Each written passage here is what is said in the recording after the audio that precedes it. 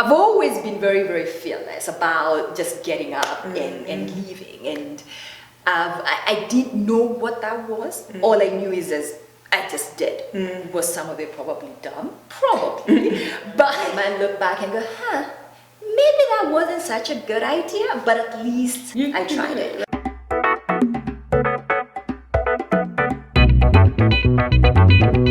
Thank you so much for being here today. I really appreciate you gracing my new channel. You're actually the first person that I'm interviewing. Oh, thank you so much, Hebe. I feel honored. Yes. Today, guys, we have Anna Njoroge. She's going to be talking about her journey, her entrepreneurial ventures, and where she's gotten to today. She actually works in Kenya, and I think that's really awesome. It's difficult sometimes, you know, starting up a business on the continent. So she's gonna tell us about her journey and what that looks like, and maybe even give us some tips. Yeah, definitely. Yeah. So now kind of walk us through the journey. How did you end up in Kenya? So I was born and lived in Kenya till I was about 19 years old, and I came to the US for college. So I first started in Rapid City, South Dakota. Yes. Oh. I know. Right. So I moved to St. Louis, and then I moved to Atlanta. Okay. And then moved to Vegas. Okay. So I was here for 7. Okay. And then moved to Houston. Gotcha. And then back to Kenya. And so that's the part that I'm interested in. Yes. The catalyst between moving back to Kenya from Houston. It was actually not from Houston. I think it actually began here. Okay. And even the move to Houston was part of the journey. All I knew was I was discontent. But I hadn't figured out what or why. I had kind of gotten to where I was always aspiring to be, or where my dream was telling me this is what I need to be doing, and what I was told I needed to be doing. When I was growing up, it was as a woman, you know, you need to go be dependent, you need to make your own money, you need to do all these things. So I had done all those things, and I was making good money. It looked like, fine. On paper? On paper, it looked amazing. good. So moved to Houston. 6 months later, I started feeling the same discontentness. I felt like there was something else I need to do, a purpose for me that I wasn't getting. And I first actually started thinking about what is our purpose? So was there a specific moment that it kind of clicked, that you knew that it was time, and if so, what was that moment? It's actually, I went home. Okay. So December 2013, I went home. I went, and I couldn't check back into my life in the US. I just couldn't. And I remember going to my boss, and I walked into her office, and I shut the door, and I said, let me talk to you. She's like, you're quitting. And I'm like, wow, how do you know that? She's like, because since you came back, I could tell something was different. And she actually made a comment, I shouldn't have let you go to Kenya. I told my friends in Vegas, and I'm like, hey, by the way, I'm leaving. By this time, they're family. Were they supportive, or they're like, what are you doing? This is random. And you know, it was both, and it was random.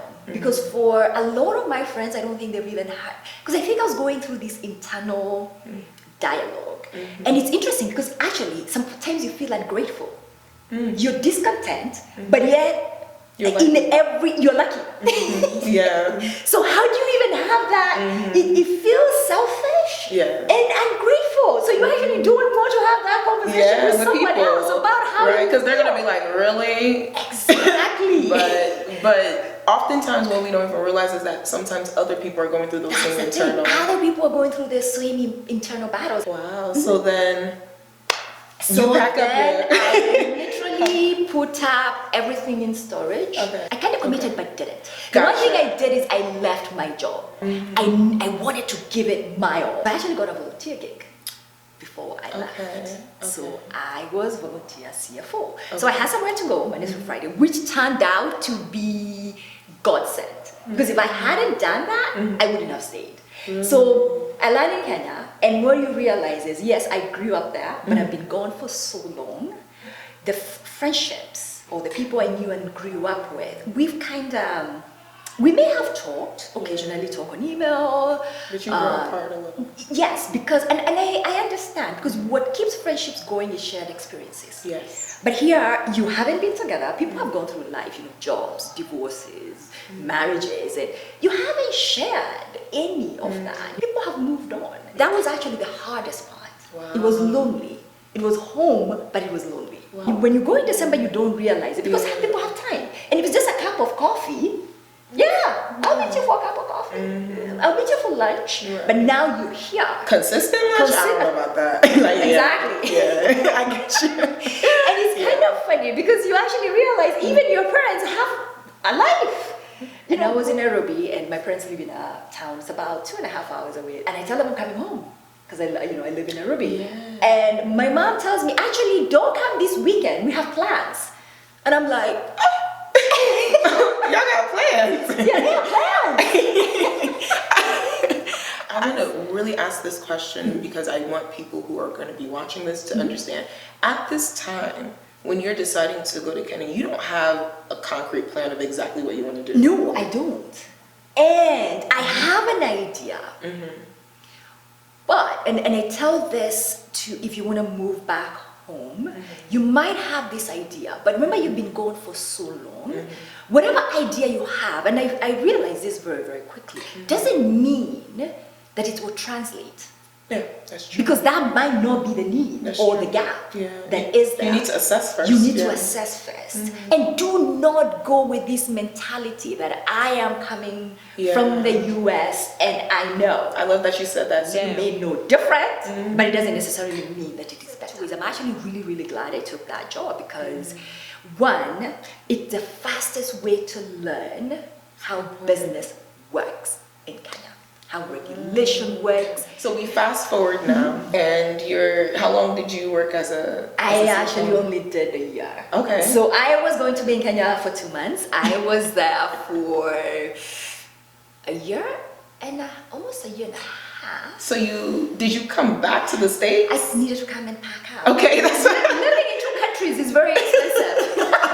So I came back, I think I came back in September of 2015. And at that point, I had a business idea. So even when I came in that 2015, I was researching. I had a completely different idea. But the more I kept going into that idea, I realized it's a great business idea, but the time isn't right. So you also have to be open enough to realize when something isn't going to work. Yeah. And it doesn't mean necessarily completely abandon it, but pack it. Yeah. So I actually ended up in something that I would never in my lifetime have thought that I could do what I am doing now. And so please tell us, what are you doing now? What is it that you're doing? So I am in manufacturing. So I started a brand, I founded a brand of skin and personal care products. So I'm in the beauty industry.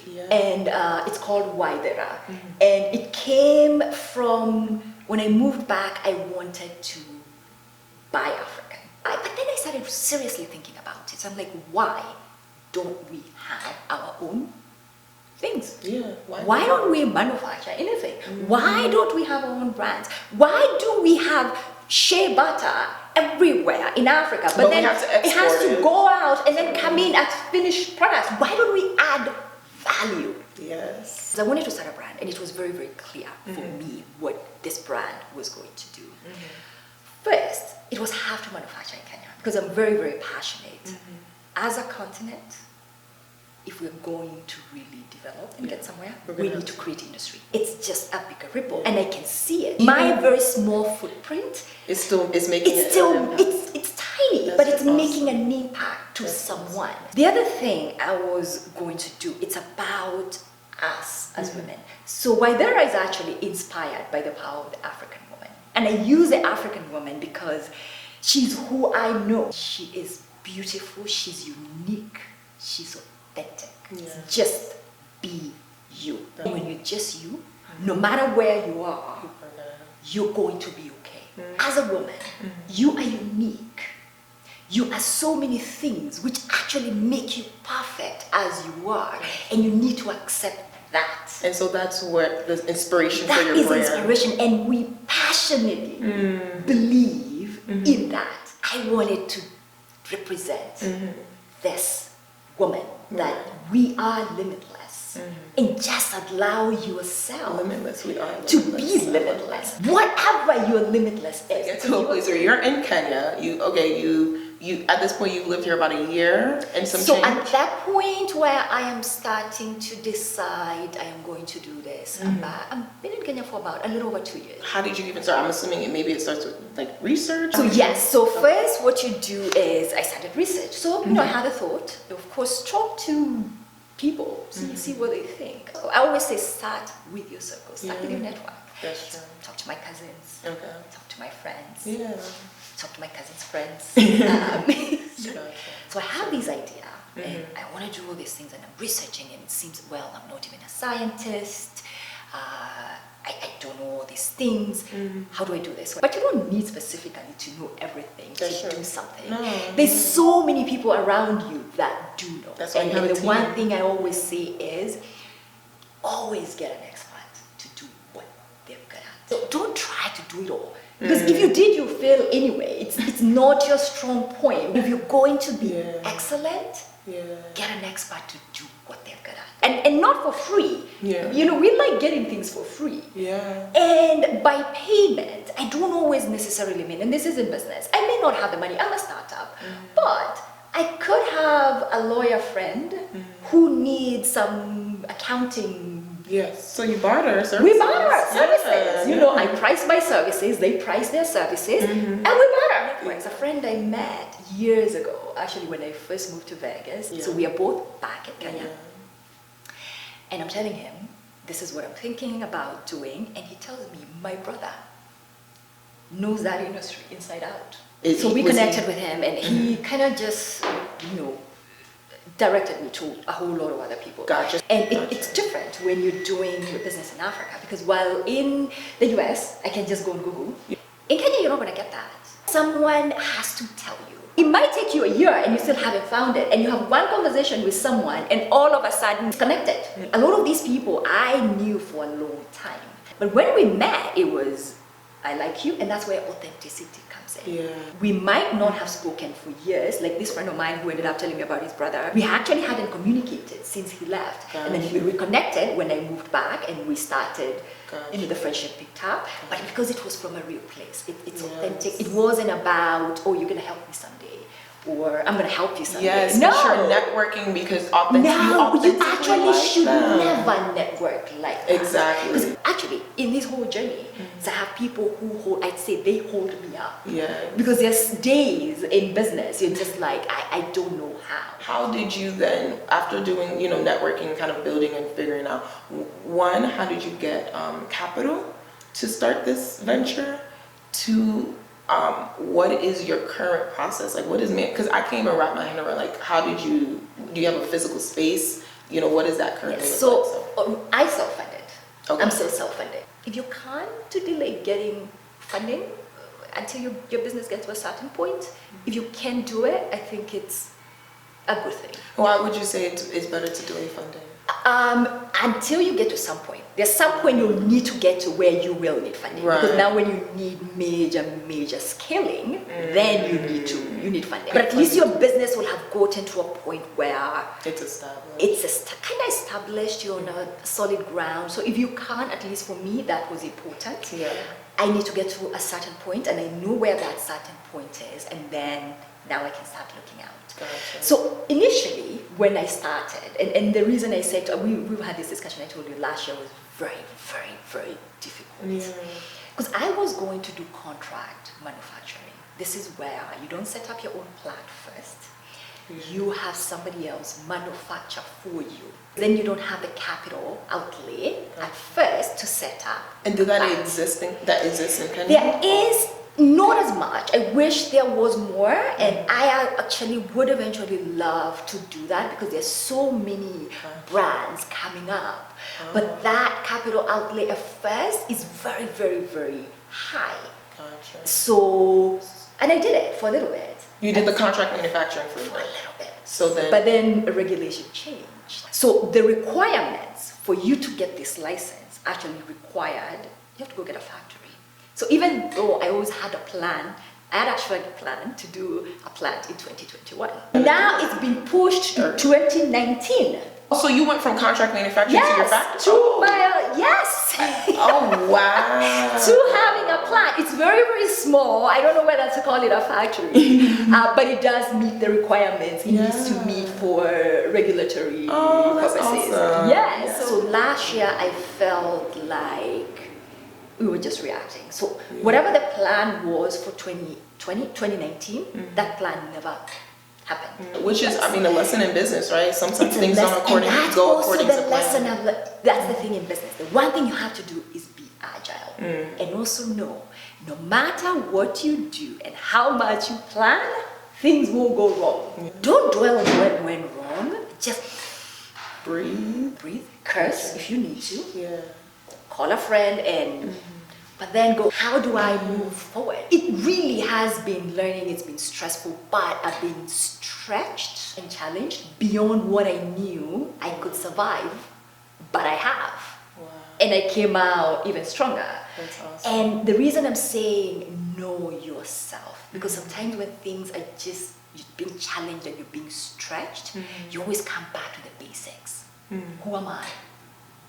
And if you don't know who you are, then you can be all over the place. You will be all over the place. You'll be compromised. You're actually not going to achieve the goal because it's not your own. Because where are you? What do you stand for? In a perfect world, if all these other things were not happening, what would you be? What would you want? What would you do? What would you do? That's food for thought, guys. Yes. And so now you graced us with some of your products. Yes. We do body mists. And then we introduce body creams. Yeah. I love this. I love that this is the physical result of your manifestation and your hard work and just going with it. Just going with it. Yeah, you're giving me a lot of encouragement right now. Well, thank you so much for being here. Thank you for having me. Yes, I'm so excited for you. I'm so excited for this brand. You guys have to check out Ythera. Ythera, yes. Ythera, yes. You guys have to check this out. African owned and African manufactured. Yes. That's awesome. Thank you. For us, by us. For us, by us. All right. Peace.